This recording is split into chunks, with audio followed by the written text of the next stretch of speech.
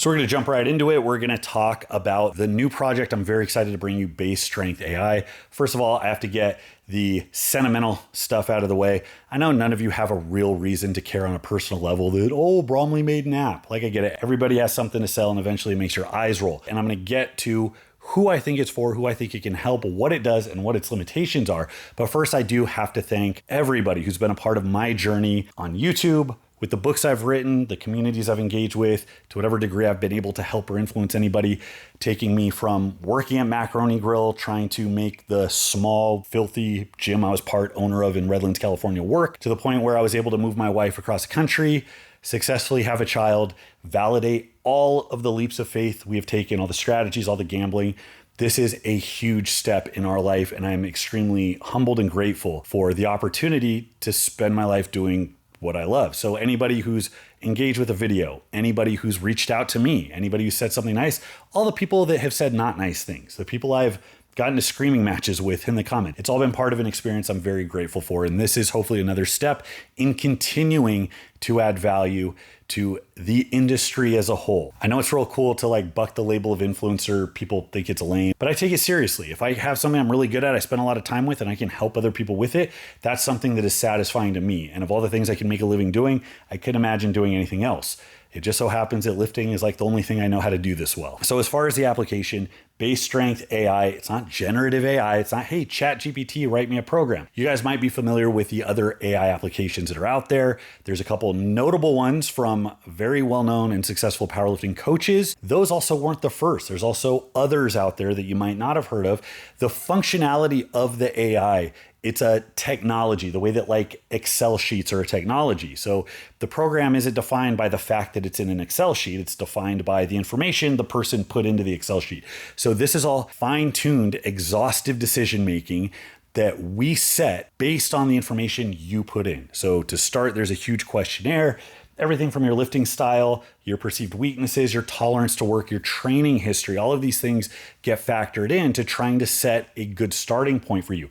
That is put against a backdrop of my templates. Now, I think my app is unique in that I have 3 to choose from, where the others, there's just kind of a default, like this is how we program. The ones we have are Bull Mastiff, 70s Powerlifter, probably 2 of the most popular ones, and then Block is a new one. It is a very long, I think 24-week block periodization structure. They all differ substantially based on how much barbell work there is, the set and rep scheme, and the method of periodization. So Bull Mastiff is like 4x6 with an AMRAP at the end, and that waves over time repeatedly. Then you have classical periodization with 70s Powerlifter that goes 10s to 8s to 5s for extended periods of time. Block is very long, does a lot of different things from block to block, from volumization to intensification and back and forth.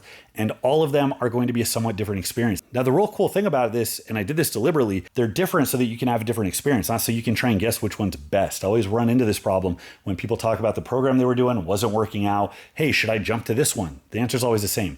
No matter what program you do, eventually progress is going to stall. That balance of stress and recovery is going to get a little wonky. And the only way you keep going is if you personalize it to yourself. Anybody can grow for an extended period of time by going in, bashing their head against a barbell as long as they do it enough days in a row. But if you really want to scrape the ceiling, the better you want to get, that means your training is more personalized to you. That's never not the case. So it's not a matter of finding the best program. It's a matter of how well can you take notes and adjust your training on the fly. So the cool thing is that every one of these programs is viable because the app has that built into it. It's not you trying to guess, hey, did I take notes thoroughly for the last 6 years? And am I going to go read over all of those notes to know exactly what I respond to ahead of time? If you love the journey like I do, that's what you're going to do. But that's the scenic route. Or you get a coach and you hope that you can find one that'll see you in person, who is available, affordable, and actually competent in what they do. Now, that's always the best. No matter what, you always do that first. However, that's hard to find. Remote coaching is so popular because it's easy for the coaches, it's easy for the clients. However, you sacrifice all the good shit that coaches do. Most of what I think coaches do that is good isn't really mathematical calculation. It's being with you in person, motivating you, educating you, technique breaks, getting you to see your training through a different lens, getting you to look for the right things. And if we see something egregious on the fly, we can adjust it before it causes a catastrophe in your training.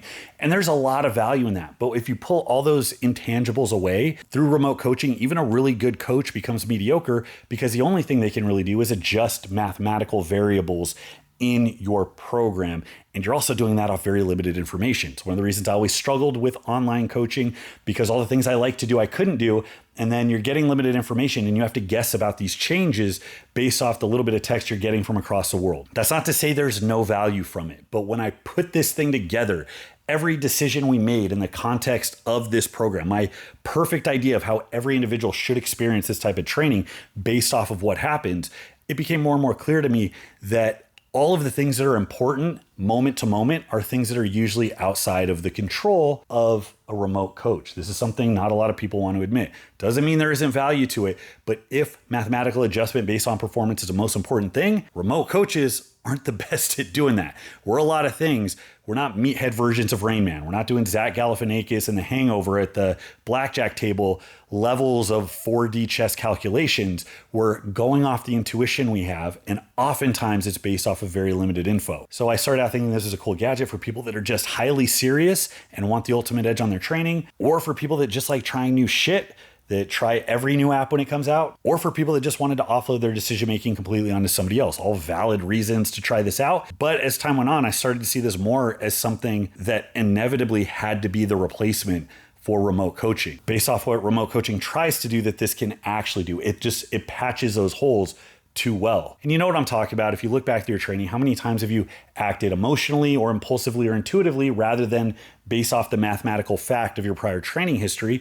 Most of you can think of a time where you hit a max and instead of finishing a workout, you went and celebrated, or where you missed a max, so you stopped your workout and took your ball and went home.